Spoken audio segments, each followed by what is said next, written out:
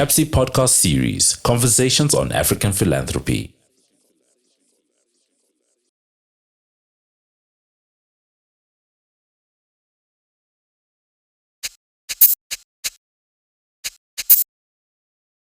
Welcome to yet another episode of our Conversations on African Philanthropy with me, Prof Moyo.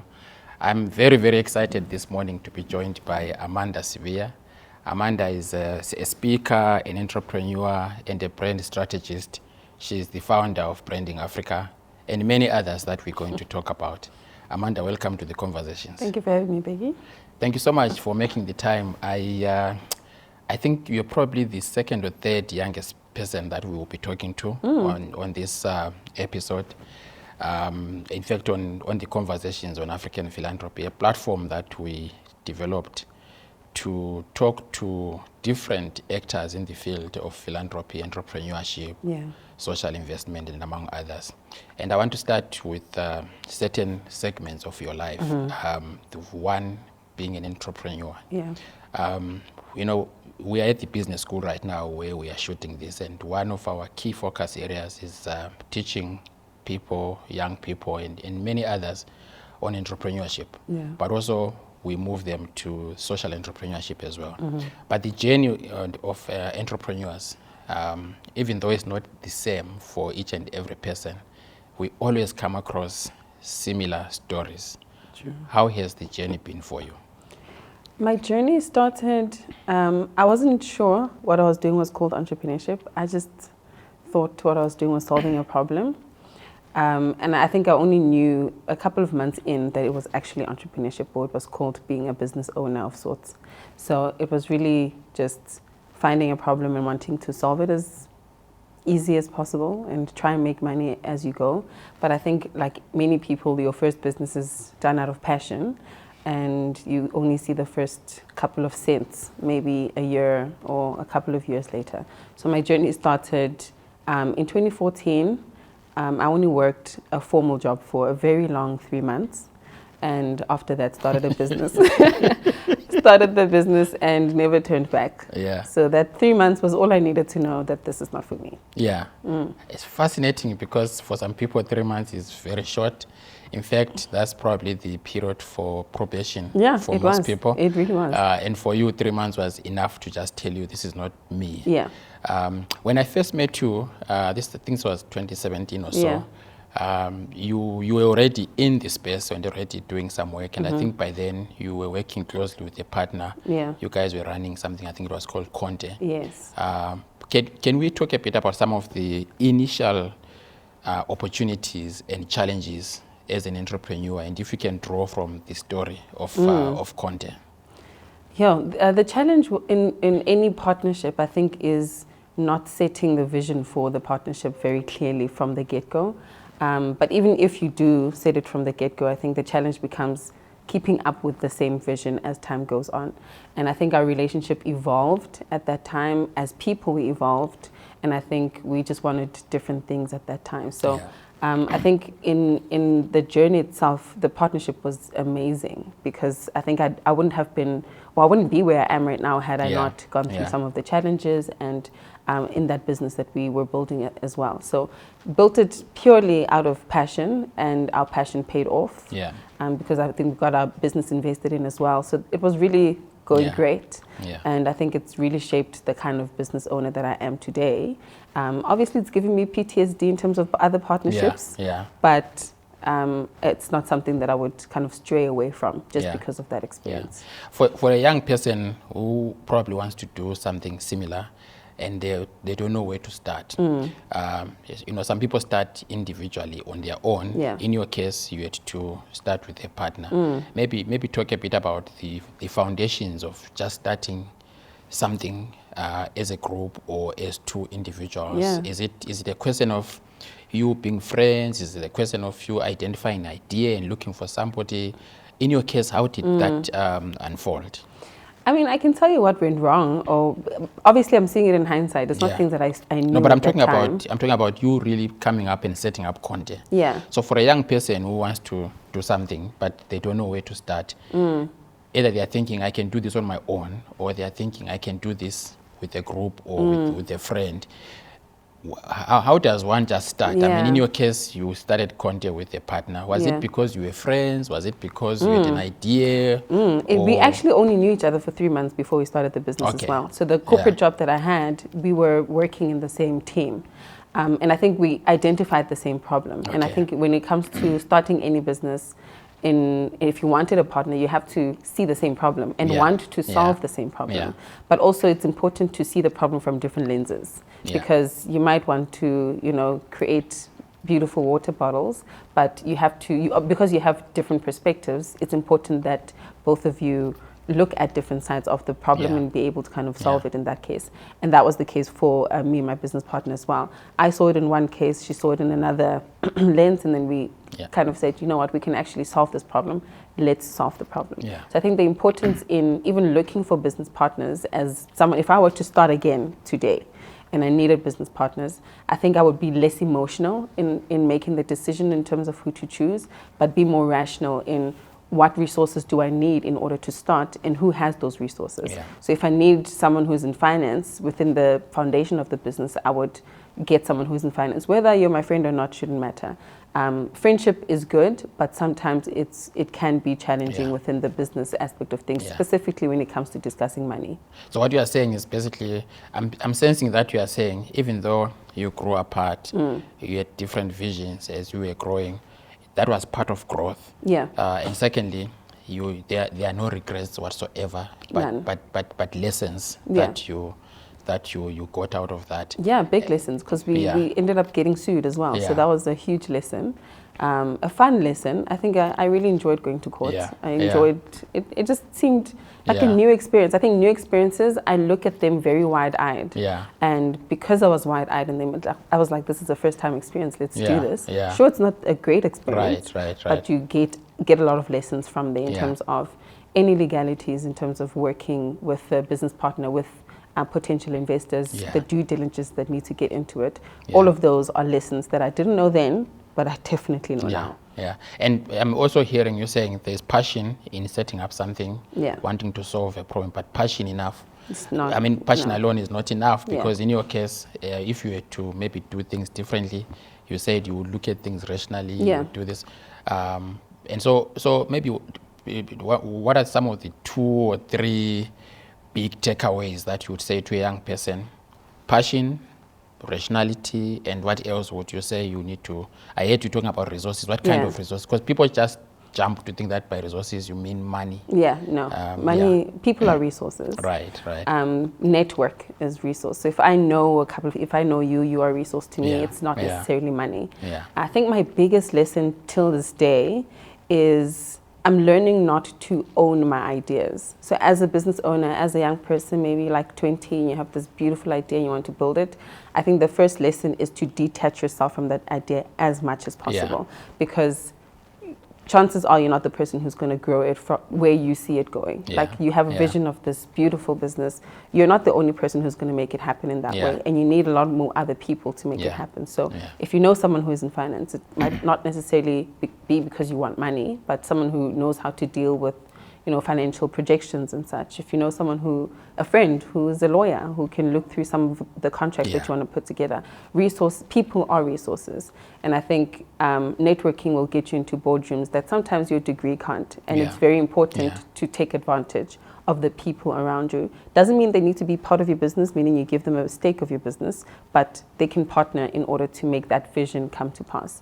Because I think it's important to, like I was saying, detach yourself from your idea, from your business, because if you don't, you're going to be you want to be the only person Yeah. who makes it happen. And things will have to revolve around you. Yeah, and that's just the recipe for yeah, disaster. Yeah, I mean, so for me, I'm hearing the growth that has happened over a period of time, and I think that growth has translated itself into several other businesses that you have established. So maybe let's talk about some of the businesses that you've established. I mean, a couple of years back, I remember you and I did some consultancy for the the Mandela Development Institute for Development Studies, and we did a strategy for them.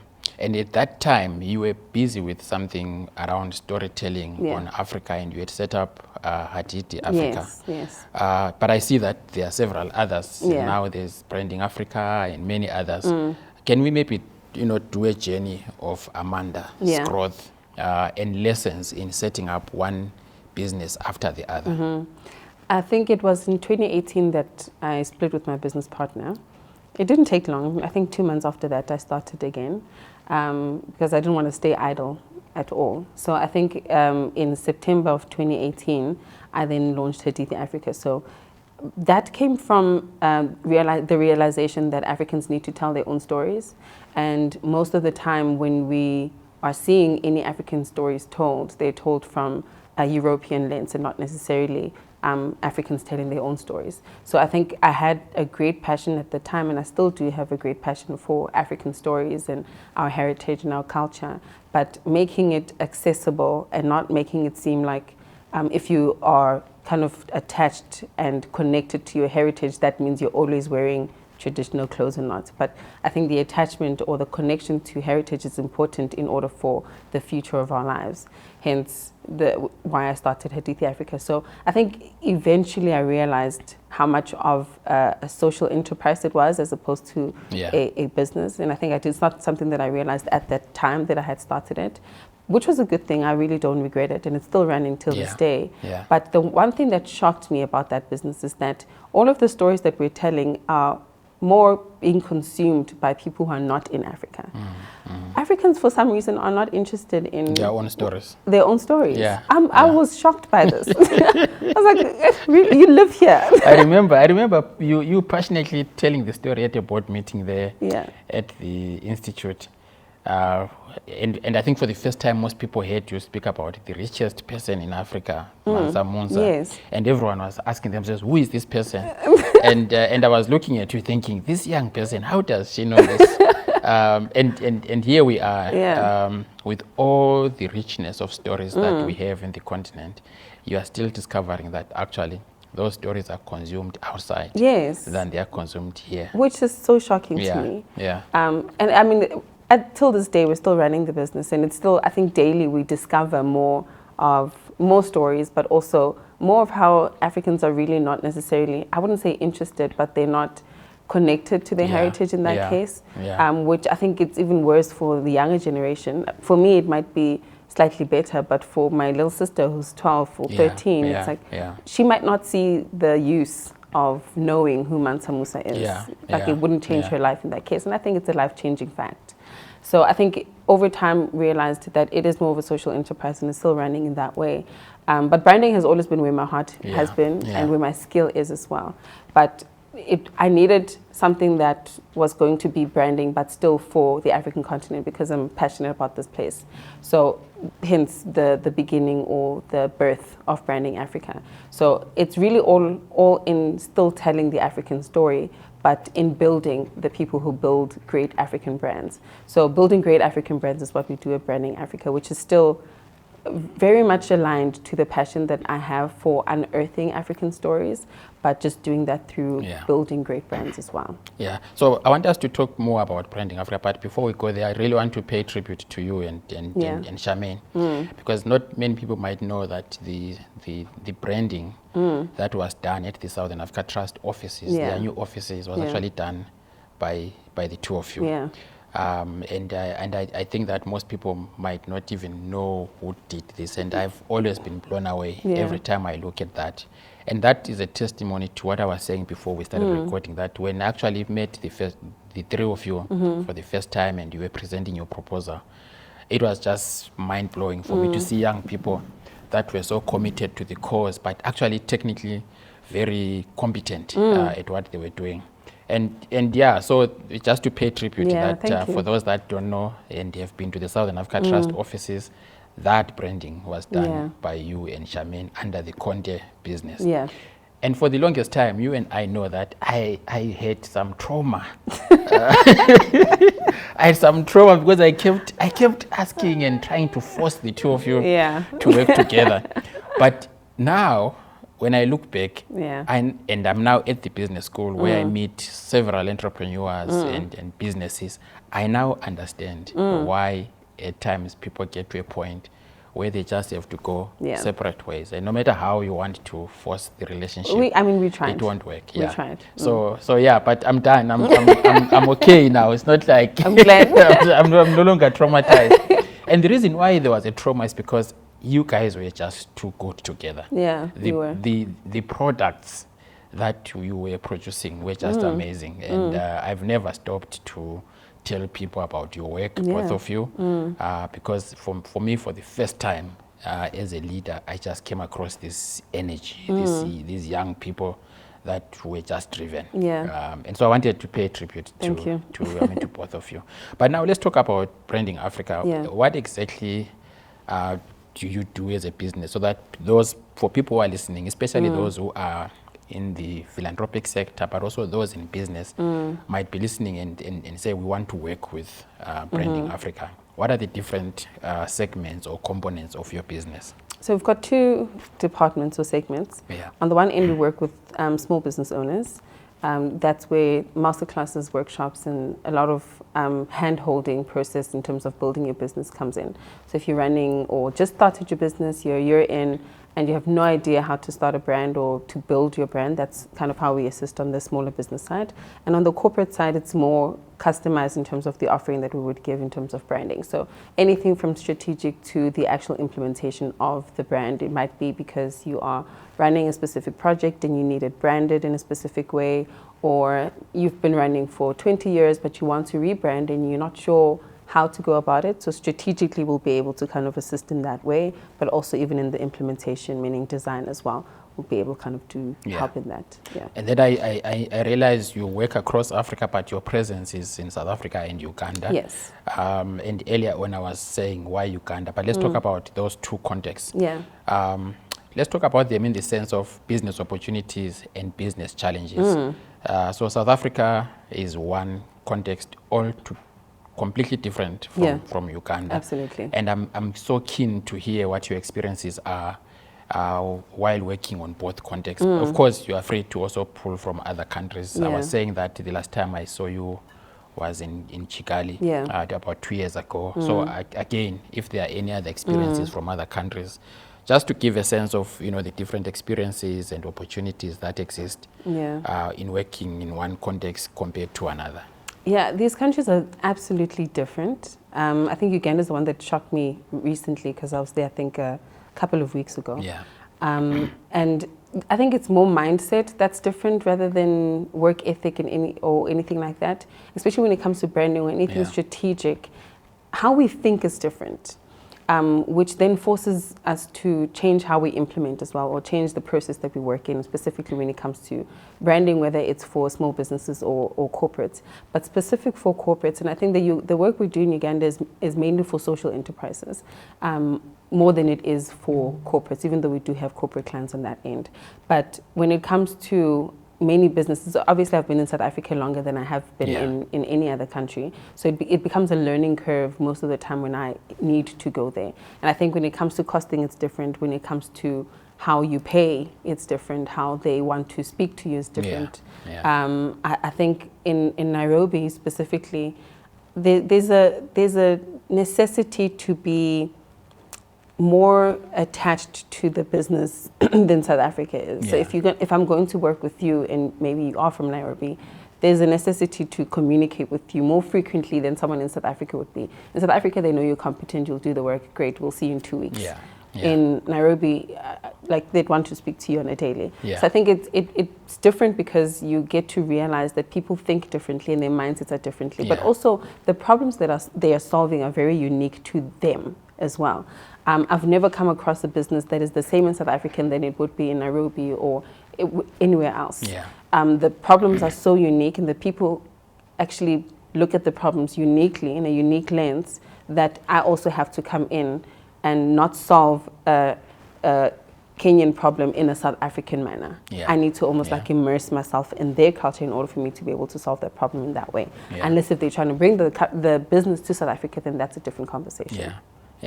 And then, of course, earlier on you mentioned something in passing that in communications or branding space, especially communications, you've got to segment and almost target, who you're communicating to, unlike in other sectors where there's a belief, for example, that communication is to the entire constituency. Yes.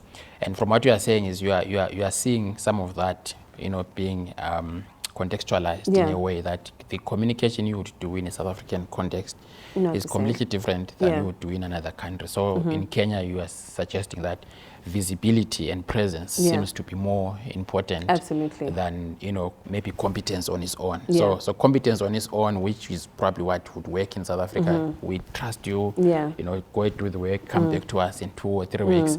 That might not work in another country. But what are the other opportunities that are there in the African continent for somebody who is based here and they are feeling that South Africa is saturated now with entrepreneurs, but there's a whole continent. There is a whole continent. Yeah. I think Nairobi is I mean, not Nairobi only, but I think it would be Nigeria, Kenya, Rwanda as well, are very big in tech businesses, and I think that a lot of the businesses that do start in those countries specifically are tech-based companies, whereas in South Africa not so much. I don't think that we are the best country who formulate tech companies in any way. Whatever apps that are coming up, I don't think we're number one in the top 5.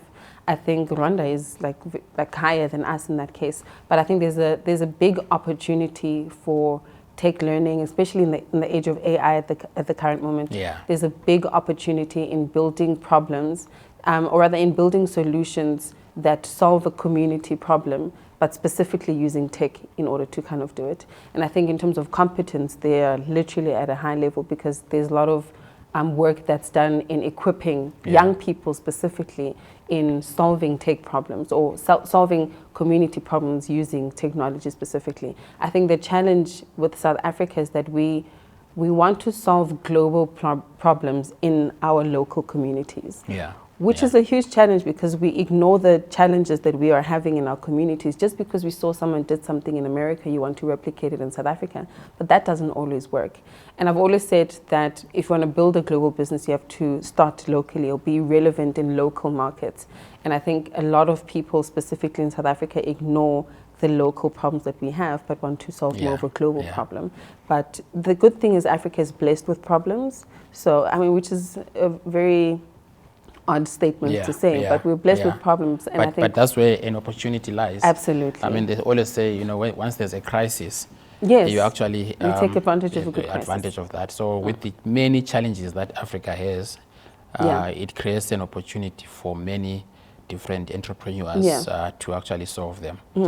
But are there like specific challenges that you could point to that working in Uganda, in Nairobi, in Kigali, Abuja or Lagos, these are some of the constant things that an entrepreneur will come across. I know funding is usually one of them, but what are some of the challenges that at least you have encountered? I would say finances, like you said. That would be the first one that any entrepreneur would talk about. But I think access to market is another one. That even if you have a great problem, you hardly know who to give the problem to or the solution to. So access to market is a huge one, but also because I think a lot of industries have red tape in them. It's like you want to get into it, but it becomes difficult because of the gatekeepers within that specific market. And I think specifically in Ghana, I think the issue there was mainly access to market, but also being able to know the right people in order to solve a specific problem, or getting support from like I'm saying, the gatekeepers within a specific industry in order to solve a problem, specifically as someone who is just getting into the specific industry. It becomes a challenge in that case because you're trying to get into it, but the people who are in it are trying to just keep all of the, not only money, but resources to themselves as well. So access to market is a huge one as well.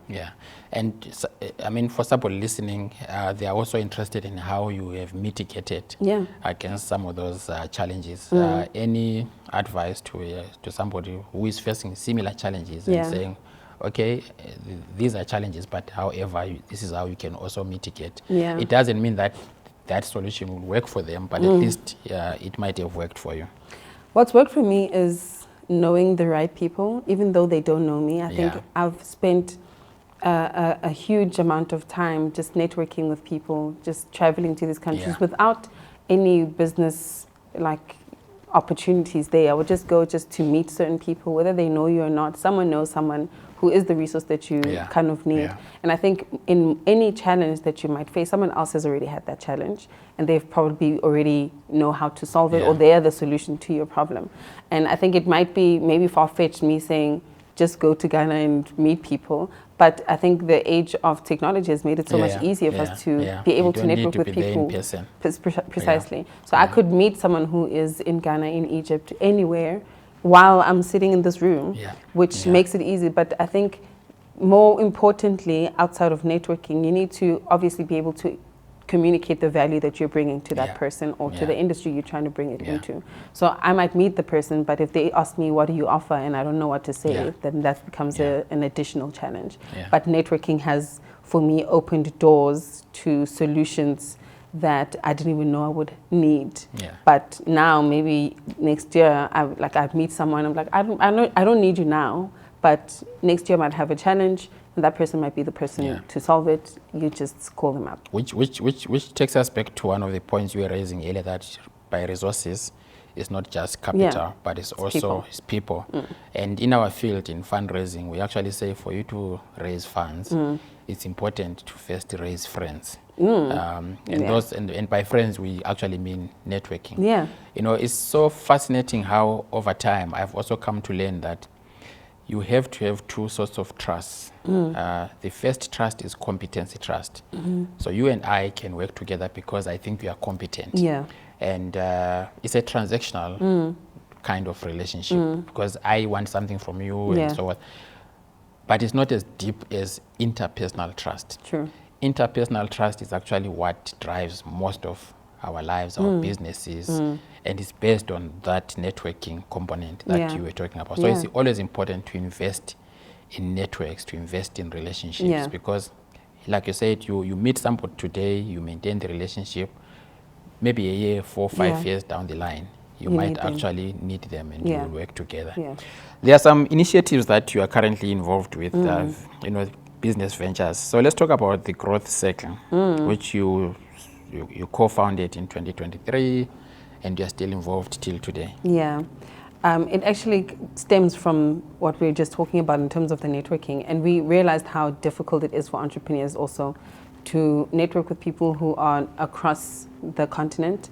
But also, I think entrepreneurship is a very intimidating career to get into.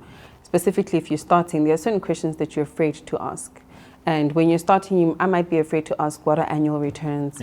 How do I even submit annual returns? Like, as an entrepreneur, you almost expect me to know what that is, but not everyone knows what it is.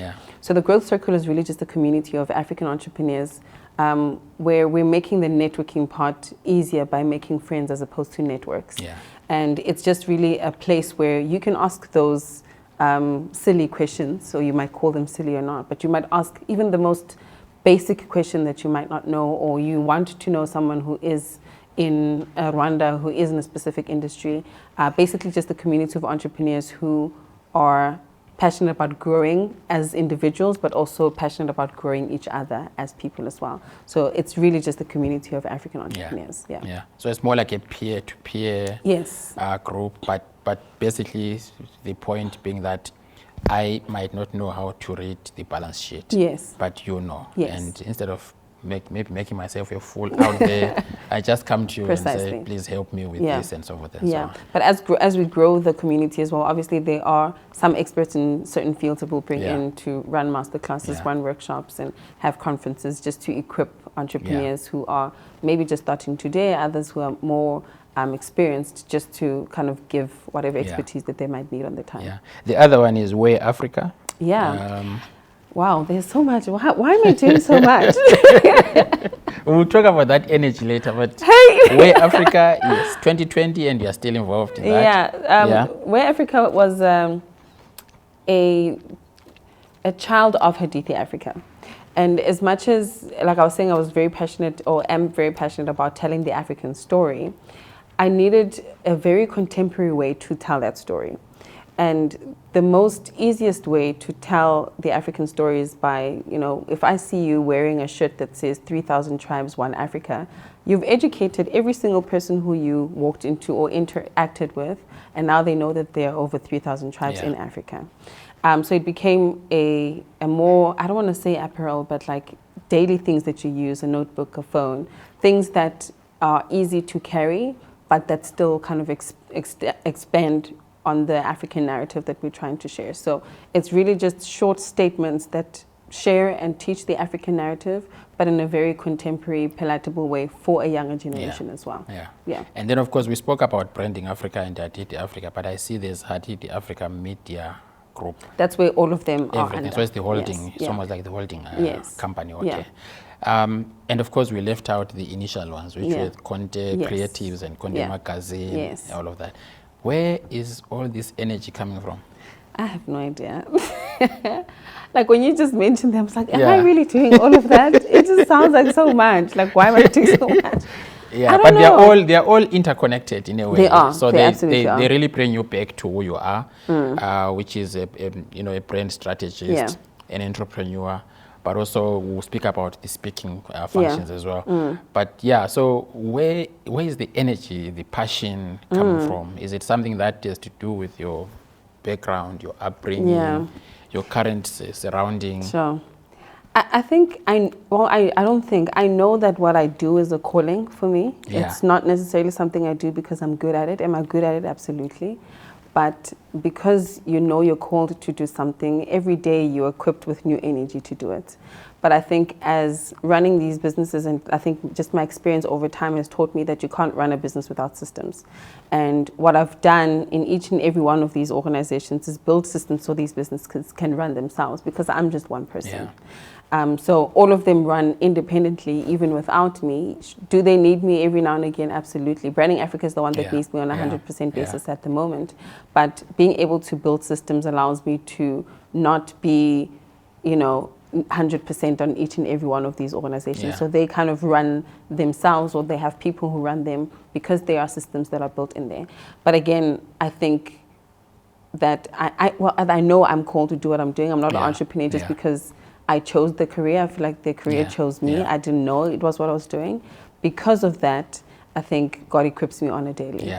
So I want to digress a bit, because as you are talking about calling and all of that, it then takes me to your family setup, which is that you are actually a daughter of a very religious family. You're a daughter of pastors. And just before we started recording, you were saying even your siblings are. Do you think there's something there that is actually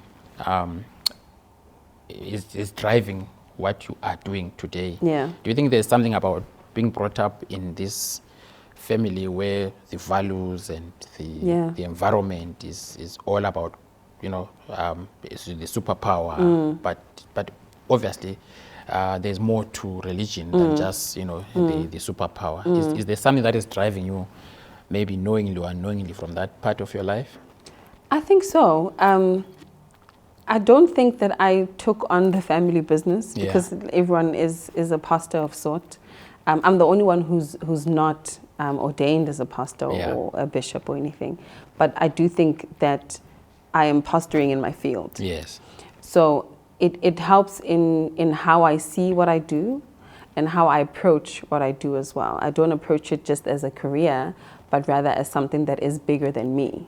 So I think there is a lot of inspiration that comes from my family setup, but also a lot of it stems from it, because then all of the values that I've been taught growing up are values that I still live by even today, even though it might not be in the traditional sense of being a pastor. But I think in everything that I do, it does stem from my religious beliefs and knowing that I'm called to do what I do. It's not just because I think even outside of my family, I would still be doing what I'm doing, but I think it helped in propelling what I am doing currently, or how I see what I do at the moment. I like the way you frame it, because I also usually tell people that I missed out. I almost became a Catholic priest. I trained actually, but I then didn't get ordained.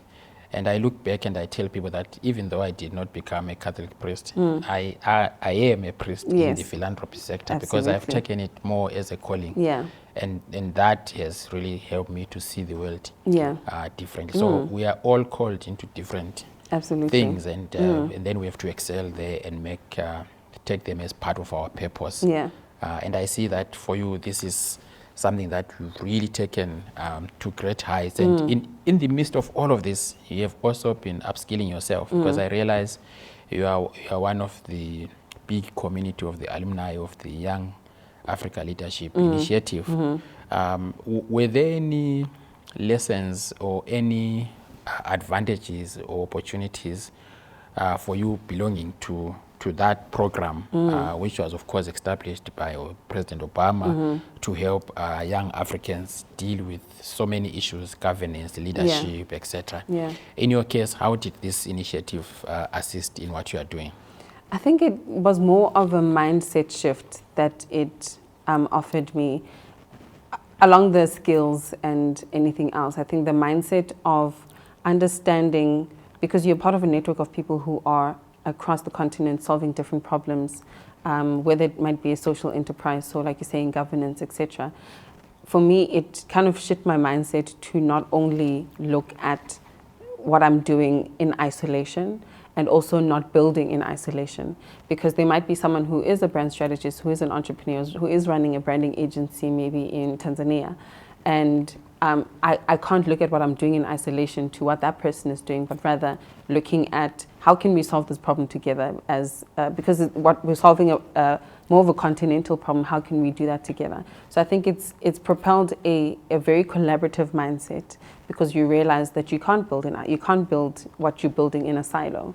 And I think it has really kind of just taught me that Africa is blessed with problems, but we'll go further if we go together. Yeah. Even though you know it and it's an African proverb, but I think it's just emphasized it, specifically being in that network of people. And of course, somebody listening to you right now is probably asking themselves, what else do they need to do to upskill themselves in order to remain relevant, as you are fully demonstrating in your case? You are versatile, you are able to pivot from one thing to the other. But what else do social entrepreneurs or entrepreneurs, for that matter, need to do to upskill themselves in order to remain relevant? Of course, networking is important, access to markets and all of that, but you also need to be authoritative in what you are doing. So in your case, you've been doing some of these things, but what else do people need to do? I think people need to be open to making mistakes. Like, failure is good. Failure is a learning opportunity. And it's an opportunity for you to upskill yourself, because if you don't make the mistake, you never know how you're going to come out of it as well.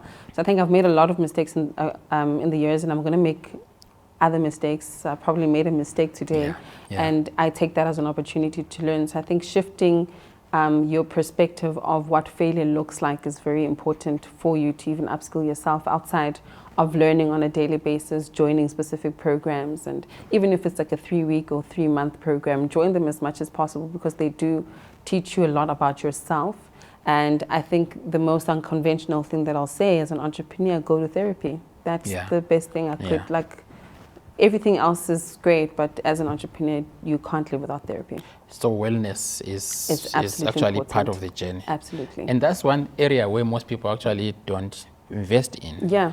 Because I think the African context has taught us that you must struggle, you must do this, and so you really don't pay attention to wellness, and yet you need your full self. Because you're not good to your business if you're not good. So wellness has been the most important, because if you're running 5 things all at the same time, even if you're running one thing, it's going to be important that you are good as a person, because then you will obviously, like, it will trickle down to everything else that you do. If you're not good, your business won't be. So maybe, Amanda, we can use this as a teaching moment, especially for the young people, because the issue of mental wellness is a big issue right now as we speak in the work environment.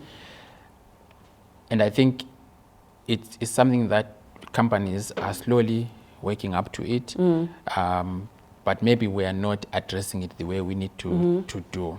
And I'm happy that you have raised it in your context, that in fact, to be an entrepreneur, you definitely need to pay attention Yeah. to wellness. For young people who are working or getting into the corporate sector, where the demands are so high, Yeah. and after 3 months or so, they feel like I'm bent. Yeah. They've already bent out and all of that. What are the signs, but also maybe ways in which they could easily protect themselves? I mean, it's easy to say, let's have therapy as Yeah. part of it, but Yeah. but at what point do you get to say, personally, I know now I need to do this? Do you have to wait until you know, or you actually Too late. or you actually have to start as you get in and say, you know what, for my wellness, these are the things that I'm going to do. Yeah, Let's hear it I from mean, you. you know, prevention is better than cure. Don't Yeah. wait until the Yeah. end. It's like, okay, now I'm burnt out. Now Yeah. I need therapy.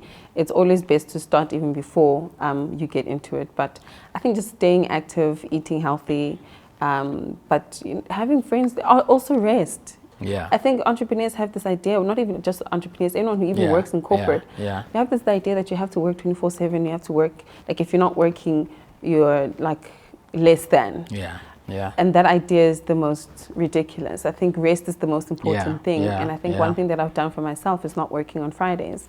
It's difficult because sometimes you've got a lot of work to do, but I've just said it for myself that I don't work on Fridays. Yeah. I do whatever that I want to do on the day that keeps me creative. So if I decide that I want to, take out a canvas and start painting, that's what keeps me Yeah, creative. yeah. If I want to go play games, that's what I do. But it's important to keep yourself, like to understand that work is not who you are. Yeah, It's just what you yeah, do. yeah. And everything else still there needs to be some sort of a balance. And I know a work-life balance doesn't Yeah, exist. yeah. I don't think it does. Yeah. But you need to try and strike it somehow. And create some time. Create some time Yeah. for yourself, even Yeah. if it means you're sleeping for 12 hours. Yeah. Just rest. Yeah. So, as I was reading your bio, I was not surprised that in 2023, you were actually recognized as one of the rising stars for the Santam Woman of the Future Awards in association with Fair Lady and True Love. What do such awards or recognition do to a young entrepreneur? Oh goodness. I think it was such a great moment for me because it was the first award since I had started my entrepreneurial journey. Yeah. So it just was like, finally, all the work that I've been doing is recognized somewhere. Yeah. So it was Yeah. not, the recognition was amazing, specifically because it comes from well-known brands as well. It also increases my authority within the industry as well. But for me, it just shows what I'm doing is worth it. And it kind of just propels me to continue. It's like, Yeah. don't stop now. Yeah. Yeah. And you are not stopping. That much No, I can absolutely. Why would I stop now? That much I can tell you are not stopping. No. So earlier on, and we are about to start winding down. Earlier on, you talked about how you realized Haditi Africa was more of a social enterprise than a business. Are you at a point now where you can structure yourself in social entrepreneurship because it's good for the society, it's good for the community, but also business because you actually need the resources in order to take care of the community. How are you striking that balance? Because for most people, maybe you recognize, for most people, it's either they are doing the business or they are doing the social enterprise. For you to bring those together really requires a lot because at times the constituencies are different, the strategies are different, but also the mindsets are very different. Yeah. I don't think I've struck that balance just as yet. Okay. It's something that I'm working to do over time. And I think in most of my career has been running corporate businesses and not necessarily a social enterprise. So it's, like you're saying, a different ballgame altogether. Everything is different. The strategy, the people, how you get your resources and funding is also very different. So it does require a different mindset altogether, which is something that I'm still learning and something that I am obviously passionate about trying to strike that balance. But I think if I were to even have a scale, the scale is obviously more on the corporate side than it is on the social side at the moment. Yeah. But it's something that you want to find a very good ratio of over time. Yeah. And I think it will take time, but it's something that I will figure out over time. So as a young entrepreneur, obviously steeped in the area of branding, communications, etc., what role do contemporary issues play, such as climate change? Yeah. I mean, we spoke earlier, you mentioned, AI. I mean, so there are so many of these contemporary issues that, Yeah. our world of philanthropy business is looking at and thinking, oh my goodness, how do we solve these problems? Yeah. How do you position yourself as a young entrepreneur in the space of branding to communicate or brand on issues to do with the environment, climate change, etc., or you brand simply because somebody has asked you to do something? I think it forces for brands to be more conscious. I think you can't be tone deaf at all. Yeah. It doesn't matter what business that Yeah. you're in. And branding as an industry or as a business, or as a function, is something that exists in every industry, whether it be philanthropy or it be a corporate business or agriculture, whatever it is. Branding exists throughout all of those industries. And it becomes necessary as a branding agency, because we work with people who are in different industries. It forces us to be very conscious, but also have our ears open in terms of what is happening trend-wise, climate, in everything, because it does directly impact how you brand. Yeah. Because people have become more conscious consumers now than they were 10 years ago. So because branding or communication speaks directly to the person, it's necessary for us to know what the person is thinking. And AI, climate change, changes the way people think. Yeah. It changes the way people consume. So if ever someone would regularly just open a tap and drink the water, if ever 2 years later they become more of a conscious consumer, you've now lost the customer on the tap water and gained the customer more on the conscious water bottles or still or sparkling water. So because branding or communication is so geared towards people are emotional people, they're emotional beings, and their buying decisions are impacted by everything that goes on around them. So all of these issues impact the people, meaning it'll definitely impact the communication that we bring to the people. Yeah. So as branding agencies, it becomes very necessary for our ears to always be on the ground to see what is changing people's buying decisions. Yeah. So let's end by getting to know Amanda. Yeah. So where does it all start for you? Who are you? Well, who am I is a deep question, Becky.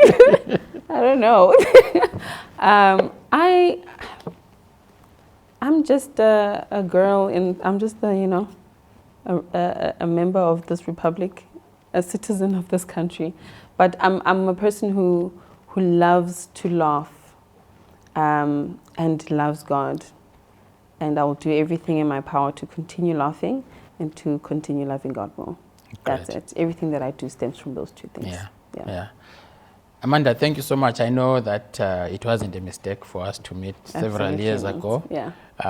And I really want us to find ways of how you could bring this expertise, especially to the philanthropic sector. I mean, I know you've been doing some work with some of the organizations, but I would really want your work to be seen even more beyond what you are currently doing. Absolutely. As I was saying earlier, we've developed this big platform where annually we bring different African philanthropy actors together, and over time this platform has grown, and I would really be interested to see you participating next year in Egypt. So outside this conversation, we'll need to talk about how you can bring this expertise to the community. Absolutely. So thank you so much for making the time. Thank you. Thank you so much. That was Amanda Sibiya, a brand strategist and entrepreneur, but also a speaker currently working with Branding Africa. Thank you for watching. See you next time. You've been listening to the CAPSI podcast series, Conversations on African Philanthropy.